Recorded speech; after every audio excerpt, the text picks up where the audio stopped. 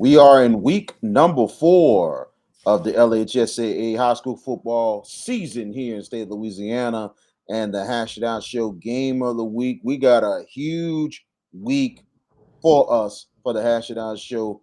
We got two, not one, two undefeated matchups for you this week, and one of them will be the big District 958 opener between the Warren Eastern Eagles and the St. Augustine Purple Knights.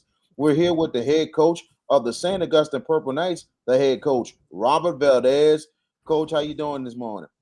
I'm good, BK. How are you? I'm pretty good, man.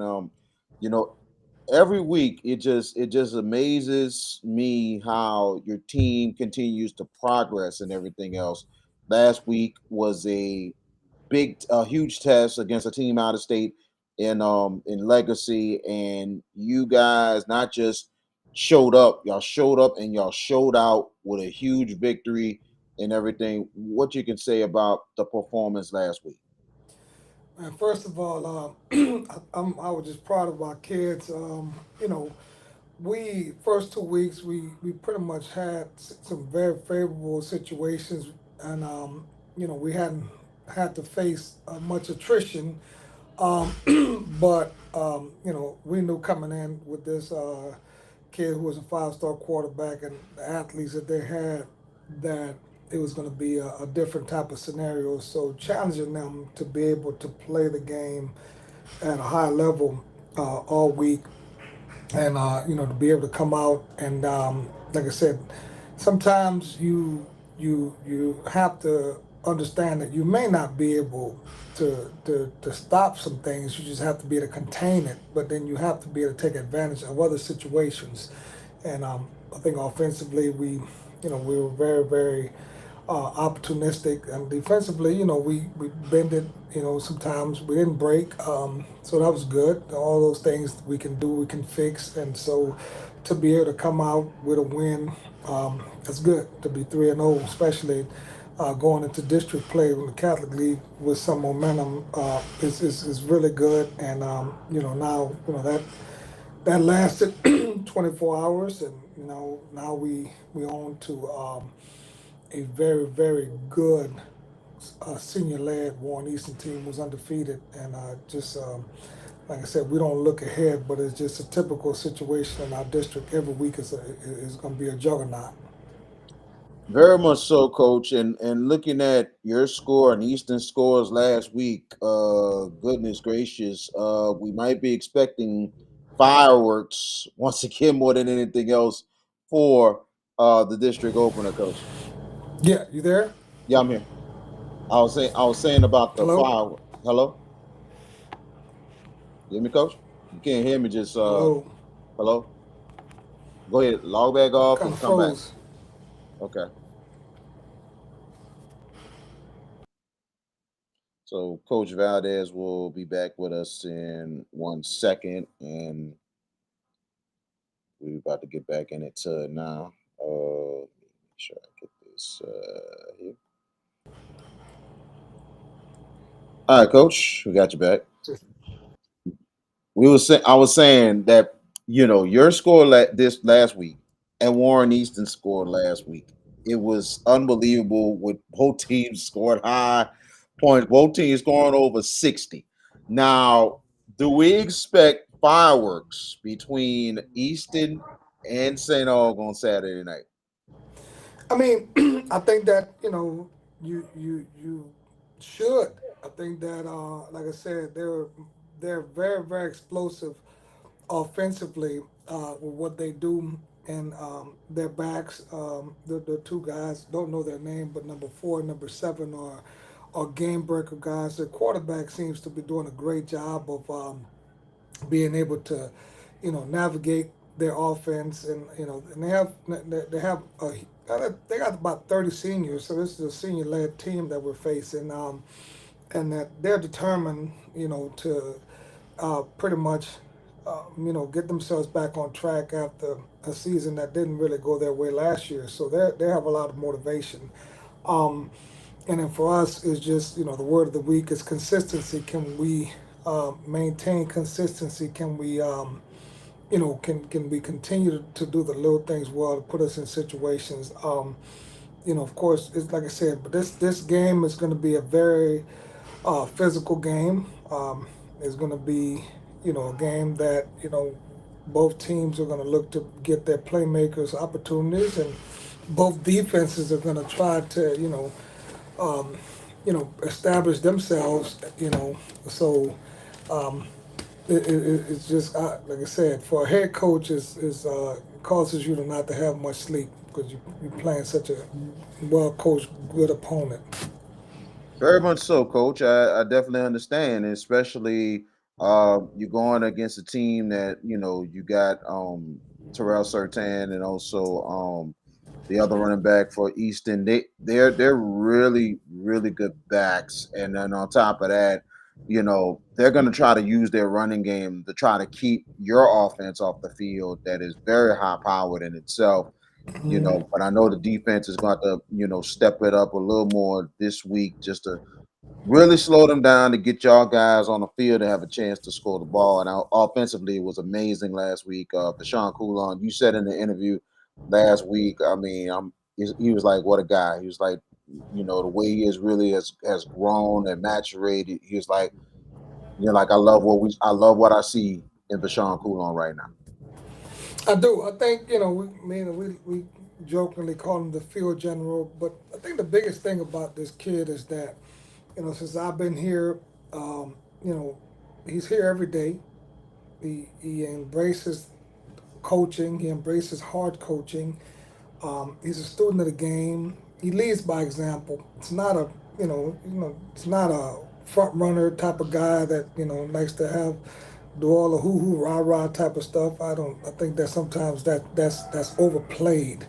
I think that it's like trying to hype yourself up for a test that you didn't study for. You're hoping that something good happens, but I think he's steady. And like I said, he's without a doubt our leader. And it makes it's easy to coach guys like that though because those guys are self motivated. Um, their their pursuit of always learning is endless, and so very very proud that he's on our team and that he does the things that he does for us. He is amazing. He had seven touchdown passes. It's unbelievable in itself of how he has really have thrived more than anything. And you know, gotta but you look at that each and every Well, week and all that stuff. It's just amazing. What, On what's what's unbelievable to me is that the lack of attention that he's getting in recruiting is, if he was 6'3", like the guy that we faced from Legacy, then he probably would be a 4 or 5 star himself. But because he's a little bit shorter stature, some of these guys that get paid a lot of money, don't want to take a shot on a guy like that. That's gonna improve your APR. That's got a 4.7 grade point average. That's gonna really be able to be a face of your program. So it's like I said, I'm lobbying for him. I'm selling him. I'm pushing him. Um, but I think that everybody gets caught up in the aesthetics. Everybody gets caught up in you know in the profile. You just can't measure the heart and desire of a competitor and a leader. And last week, me and JB was talking over the weekend a little bit about the games we covered, and we was at Terrebonne and St. James on Friday night, Hmm. and it was unbelievable to see the performance of Quincy Adams Hmm. and the night he had. And I'm like, man, this could be prep player of the week. All of a sudden, when JB told me about the performance that Coulon had, I was like, oh boy, that might stump it right there. 7 touchdowns in an out Yeah. of state game. That is something else. What are your thoughts on how the state of Louisiana has really stepped up this year? 12-1 against teams out of state this year. Maybe one of the best years that the state of Louisiana has ever had against out of state teams. I think the state. I think football is healthy in Louisiana. I think that you have the passion for the players has always been there. I think that the coaching. I think the profession has really taken off. I think that you're talking about you know what we're doing as coaches, and you're talking about the resources. And Texas is always, and other states have always kind of been big on facilities and resources. And I think that most of the places that you know the resources are pretty decent, if not very good. We're blessed to have very good resources here at St. Augustine High School. Um, but it gets to a certain point where the competitive chip on your shoulder, and your pride kicks in. We want people in the world to understand that we have a very great brand of football here in Louisiana. We're very competitive, and we line up and we line up and play each other, but we also can line up and play other people as well. How the atmosphere is going to be this Saturday? It's going to be, I think it's going to be unbelievable. I mean, two great fan bases, and it's going to be probably a huge crowd on Saturday for this ball game. And I seen some new things that you probably put this in since you had came to St. Aug. Hmm. You started having you got your team, you get your team buses, you come to the stadium, you're about maybe a couple of feet from the entrance, and you get the kids out there, and you do some sort of a walk entrance Hmm. going into the stadium with the kids and Hmm. everything, looking like a Hmm. college type of little thing that they do, and that's kind of cool right there. I don't know if you call it the night walk or something, but it's something really, really cool there. Well, we have some traditions, that we inherited. The night walk actually is when we on the yard. It starts off on the yard at St. Augustine. When we have the band, they line up and they form a line, and per position group they walk through it. We go to the chapel, and they pray in their own way.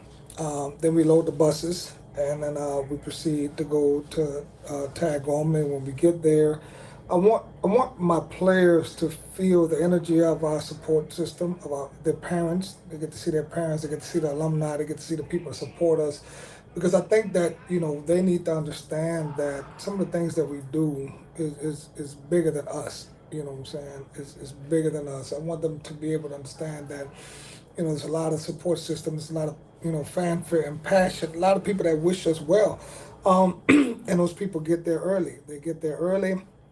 They're there tailgating. They're there supporting, and like I said, I expect a lot more to be there this week because of proximity.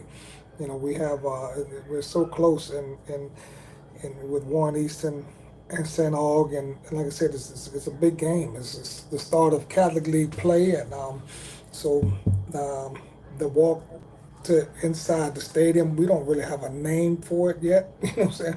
We'll come up with a cool name at something, but it just we feed off the energy of our support base.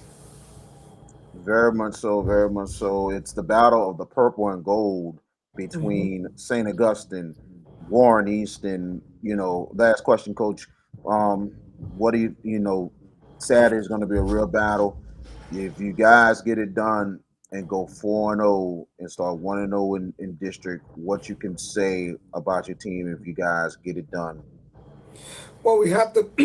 I think it's no secret. I think that Coach Phillips knows it, and I think that we know it. Um, Whoever can control the line of scrimmage, offensive line, defensive line, to be able to give their athletes the opportunity to make plays is going to have an edge. Um, you know, can we block them? Can we block them? And can we get off their blocks and be able to make plays? Can we contain their athletes? You know, can they contain our athletes? And I think there's no secrets. I think there's enough. What both are doing has been put on film, and I think it's going to be based on execution. Who can execute their game plan the best. And like I said, they have tremendous size. They're probably going to be one of the biggest teams we see all year. Their offensive line is huge. Defensive line is huge. Um, so for me, that's something that you know causes concern because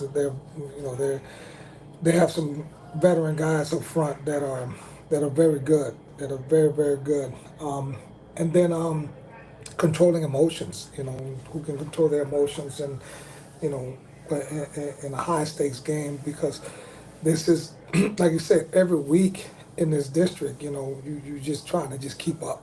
You're trying to keep up. You're just trying to keep up because you know that it's going to be, you know, it's going to be a tough fight every week. Very much so, and like you call it, this is the gauntlet time of the year Hmm. with District 95A, better known as the Catholic League.